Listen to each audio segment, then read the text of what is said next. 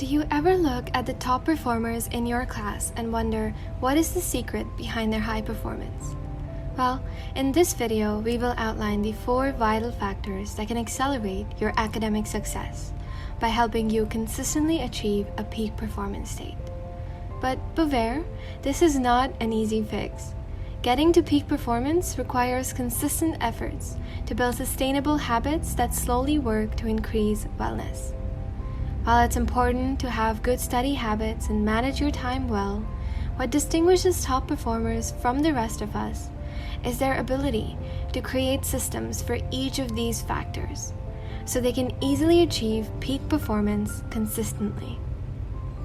The 4 factors we will discuss in this video are emotions, the mind, health, and the environment.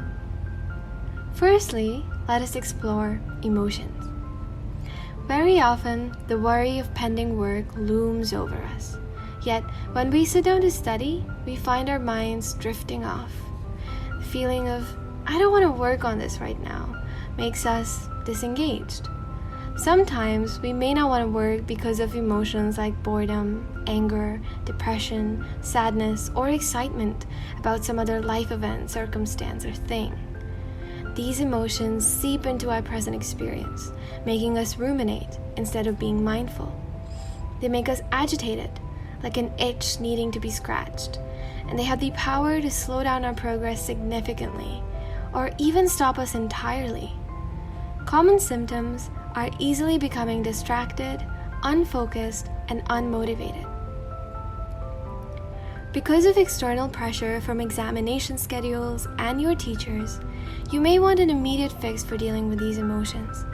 But the harder you try to control them, the more disobedient the brain becomes.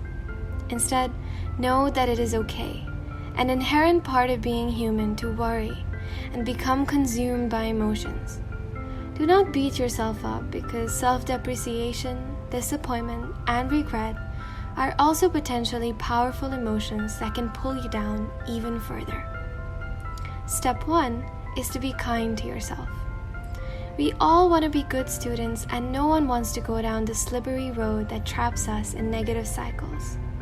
Remember that emotions come and go, but once a habit is formed, it is difficult to break it, because every time we see the cue, for example, homework due tomorrow, we resort to the default behavior pattern, procrastinate, until the cue changes, homework due tonight, changing our behavior, panicked work. Sound familiar?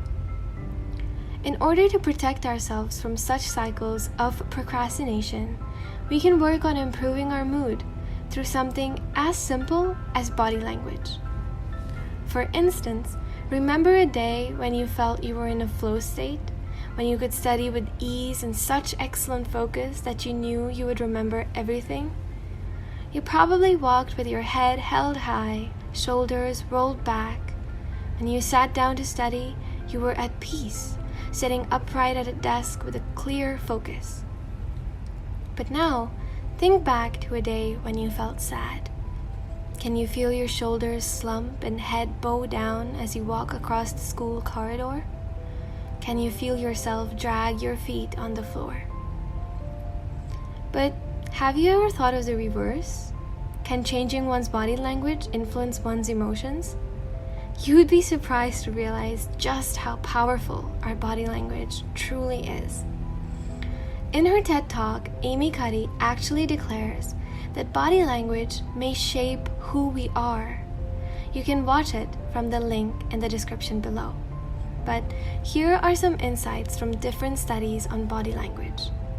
The physical act of smiling can make you happier. The muscles of your face used in smiling activate those brain patterns associated with positive emotions, while sitting up straighter instead of slouching have the potential to lift your mood and leave you feeling energized and ready to focus. Therefore, step 2 in enhancing your performance by enhancing your mood is to be mindful of and have a positive body language. Now, long-term solutions of understanding and regulating our emotions require self-awareness and a willingness to unlearn unhelpful thought patterns we have accumulated over our life. However, immediate solutions such as attention to posture and body language while studying will already start to accelerate your academic performance. For longer-term solutions, check out some book recommendations listed in the description box. Now, onto the second factor, the mind. Studies show a striking overlap in the brain activity associated with remembering actual past events and imagining possible future ones. This suggests that the brain regions and set of neurons fired when visualizing things in detail are the same as when we think about real-life past experiences. After conducting an in-depth literature review in this field, Daniel Algatter and team have established that the ability to generate specific and detailed simulations of future events helps us cope better by enhancing our ability to regulate our emotions and engage in appropriate problem-solving activities. So, what are the implications of this research?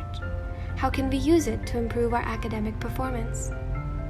The answer comes from several studies that show that goal visualization positively impacts people's performance.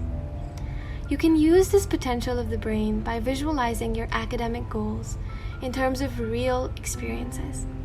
How would it feel? What activities would you do if you were already in a peak state?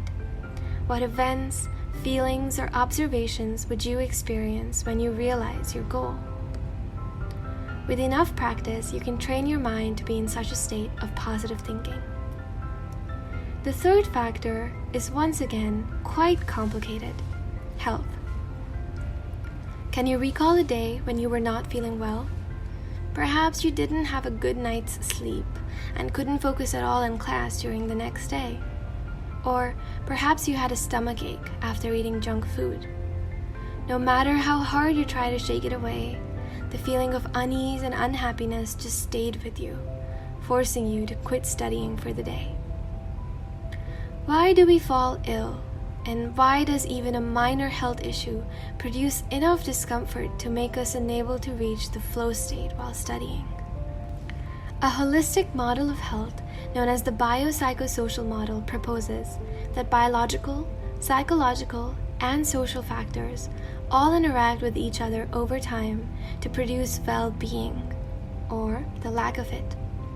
It is vital to understand our health in this way because it is a uniquely intricate combination of the internal and the external that can accelerate or decelerate our academic performance. But how exactly does our physical health impact academic success? Looking at a study done by Shaw in 2015, students with poor health have a higher probability of school failure, grade retention, and dropout. However, by better managing certain aspects of our health, such as nutrition and physical fitness, we can maximize well-being for maximizing academic performance. When looking around us, it is no surprise that obesity is increasing worldwide.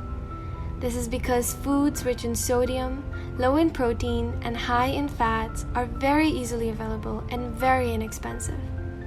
This leads to an alarming number of obesity cases in children, which is very harmful not just to their physical health, but also to their academic performance. Studies show that obesity has been linked to metacognitive functions such as planning, impulse control, and peer relations, more than cognitive functions such as memory, fluid intelligence, and verbal skills. This is a significant finding because it suggests that obesity can be related to all dimensions of life. In particular, the metacognitive functions have been correlated with higher intelligence and better academic performance. Of course, obesity, or more generally inadequate nutrition, is not a linear problem because it involves multiple dimensions such as socioeconomic status, social stigma, cultural values, genetics, and more. However, simply taking better care of our nutrition can help us use this factor as a catalyst in our journey to academic success. Just as nutrition is important, physical fitness is also intricately connected to our performance in school. Studies have shown that just as little as 5 hours of moderate to high intensity activities per week has a positive effect on physical health, attention, well-being, mathematical performance, and maintaining a healthy weight. Regular activity not only leads to increased cardiovascular fitness, but has also been shown to have positive short and long-term effects on cognitive performance, including attention, working memory, fluid intelligence, spatial processing, and verbal processing. Building endurance physically also helps build mental resilience in school children, serving as a protective factor in decreasing absenteeism.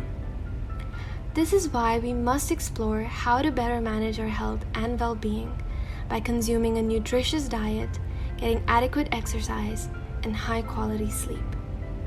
Since this is a complex topic, MindWorks has selected some credible resources which help you think about your health and vitality and move towards healthier living, linked in the description box below. This process of finding the right diets and establishing healthy lifestyles can take time.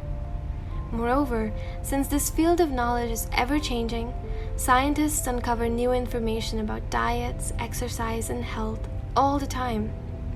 This means we need to be agile and work through these changes. Health, as Thompson explained, is conversations unfolding over time, which suggests that it is a lifelong process of continual growth and change. The sooner we can harness the power of well-being, the sooner we can achieve meaningful growth and success. Now, we are finally on to our fourth critical factor, the environment. Based on a study done by Judson in 2016, the learning environment dramatically affects the learning outcomes of students. Schools' open space and noise, inappropriate temperature, insufficient light, overcrowded classrooms, misplaced boards, and inappropriate classroom layout all make up factors that could easily be distracting students in class. Similarly, learning environment elsewhere, such as at home or in the library, has demonstrably shown to be impacting students' academic performance. Some critical factors to take note of are open space, presence of noise, quality of light, and adequate setup. You can ask yourself the following questions to assess whether your current environment is allowing you to study in your optimal state or not. Do you feel comfortable moving around? Can you recline your chair a little if you feel some uneasiness? Is there enough space around you to stand up and stretch every once in a while? Do you frequently hear external noises, or are you able to focus in the quiet? Is it possibly too quiet? Studies have shown that listening to classical music while studying can increase memory retention. Is there a particular classical musical playlist online that helps you focus better? Does the presence or absence of others impact your concentration? Does it help to study together with friends and clarify each other's doubts? Or does it feel better to study alone? Is there enough light in the room? Studies also show natural light improves academic performance. So, have you tried placing your study desk by a window before? Do you have all the important materials within your reach? Can you easily access your writing tools or geometry box? Are you within reach of water or a healthy snack to replenish regularly? Now, let's have a quick summary. The 4 critical factors that may not be directly related to studying, but still significantly impact your learning are emotions, the mind, health, and the environment. For better regulation of emotions, we need to use body language to our advantage. Sit upright while studying and smile more often to signal to your brain your excitement and readiness for learning. For regulating our ruminating thoughts, meditate or practice visualization techniques. Since our brain activates the same region, such as the default region, when thinking of past memories or imagining future ones, you can train it to put you into an achiever's mindset and focus better. Health can significantly impact our academic performance in many ways, but in particular, we explored nutrition and physical fitness as a source of physical, mental, and social well-being. Having the right diet, ample exercise, and good sleep are vital to enhance memory, retention, and more. Lastly, our environment impacts our focus and learning outcomes, so we should ensure to be in a well-lit area free of distracting noises, whether studying alone or in groups.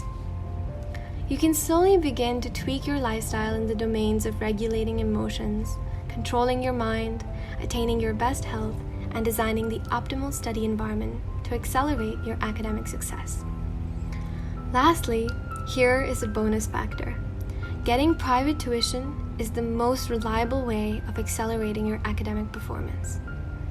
A private tutor can serve as an expert in a particular subject area, as well as a coach or mentor, helping in cognitive and metacognitive skills, as well as subject-specific knowledge. For example, studies show tutoring can lift average performing students to the top 2% and improve scores across all grade levels for high performers. This is because intelligence is not a fixed trait, and getting the right resources and guidance makes a critical difference between those who are able to realize their dreams and those who get left behind. A personal tutor who provides one-on-one tuition in Singapore can help you with adjusting all the previously mentioned factors, as well as give invaluable insight into the subjects. However, finding a home tutor can be difficult. Allow MindWorks Tuition to help you. Our experienced team of coordinators work around the clock to find the best tutor that meets your needs.